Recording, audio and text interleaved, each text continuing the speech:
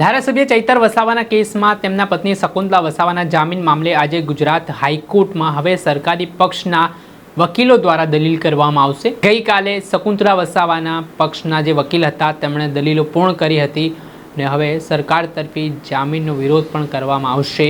ત્યારે કઈ રીતની સ્થિતિ નિર્માણ થઈ શકે છે વિગતે વાત કરીએ। વૈષ્ણવજન તો તેને કહીએ જે પીડ પરાઈ જાનાને રે।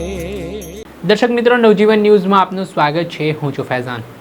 આજથી થોડાક સમય પહેલાં 2023માં ડેડિયાપાડાના બોગજ ગામમાં વનકર્મીને મારવાના મામલામાં ધારાસભ્ય ચૈતર વસાવા, તેમના પત્ની શકુંતલા વસાવા અને 9 જેટલા ખેડૂતો સામે ડેડિયાપાડા પોલીસ સ્ટેશનમાં ગુનો નોંધાયો હતો અને ત્યારબાદ તે મામલે 2023ના ગુનામાં ધારાસભ્ય ચૈતર વસાવાને થોડા દિવસ પહેલાં નર્મદા સેશન કોર્ટે 7 વર્ષની સજા સંભળાવી હતી, જેના કારણે આદિવાસી સમાજમાં ભારે રોષ ભભૂકી ઉઠ્યો છે। ધારાસભ્ય ચૈતર વસાવાને ષડયંત્ર કરીને ફસાવવામાં આવ્યા હોય તે પ્રકારના આરોપો આદિવાસી નેતાઓ અને આમ આદમી પાર્ટીના નેતાઓ લગાવી રહ્યા છે ને આને લઈને દિવસે ને દિવસે વિવાદ વકરતો દેખાઈ રહ્યો છે। ત્યારે બીજી તરફ આ મામલાની કાયદેકીય લડત પણ ચલાવવામાં આવી રહી છે। ગુજરાત હાઈકોર્ટમાં આ મામલો પેન્ડિંગ પડ્યો છે। ધારાસભ્ય ચૈતર વસાવાના કેસમાં આગામી દિવસોમાં સુનાવણી થશે, જો કે હજી સુધી તેમના કેસમાં જામીન મામલે અરજી કરવામાં આવી નથી।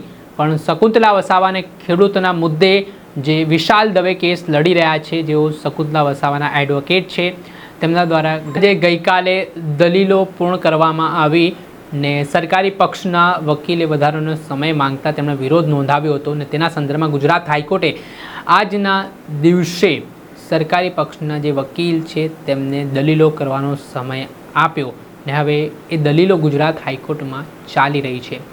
અને આમાં કહેવાય રહ્યું છે કે ધારાસભ્યના પત્નીનો જામીનનો વિરોધ પણ આજે સરકારી પક્ષના વકીલ દ્વારા કરવામાં આવી શકે છે, જે ધારાસભ્ય ચૈતર વસાવા માટે ખૂબ મુશ્કેલી ભર્યા સમાચાર કહેવામાં આવી રહ્યા છે। જો શકુંતલા વસાવાને જામીન મળે છે તો ધારાસભ્ય ચૈતર વસાવાને રાહત મળે છે અને તેમને આગામી સમયમાં જામીન મળે તેવા એંધાણ વર્તાશે, પરંતુ જો આ કેસમાં ખેડૂતોને શકુંતલા વસાવાને જામીન નથી મળતા તો ધારાસભ્યની મુશ્કેલીમાં વધારો પણ થઈ શકે છે। ત્યારે આને લઈને આગામી 20 તારીખે પોલિટિકલી માઇલેજ લેવા માટે પણ અને આદિવાસી પટ્ટો કવર કરવા માટે ધારાસભ્ય ચૈતર વસાવાના સમર્થનમાં આમ આદમી પાર્ટીએ સિગ્નેચર અભિયાનની જાહેરાત કરી છે, જેમાં રાજપીપળા ખાતે ચૈતર વસાવાના સમર્થનમાં એક વિશાળ જનસભા થવાની છે, સંમેલન થવાનું છે ને આદિવાસી સમાજના લોકોની સહાનુભૂતિ ચૈતર વસાવાના સંદર્ભમાં આમ આદમી પાર્ટીને મળે તેવા પ્રયાસો પણ કરવામાં આવી રહ્યા છે।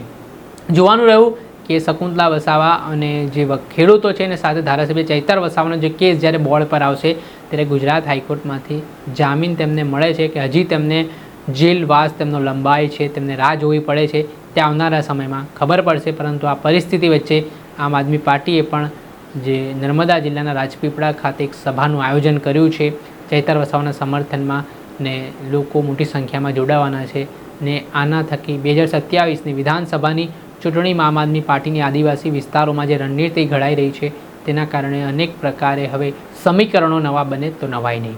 દર્શક મિત્રો, આવા જ વિડીયો જોવા માટે તમારી નવજીવન ન્યૂઝ જોતા રહો, લાઇક કરો અને વધુમાં વધુ શેર કરો।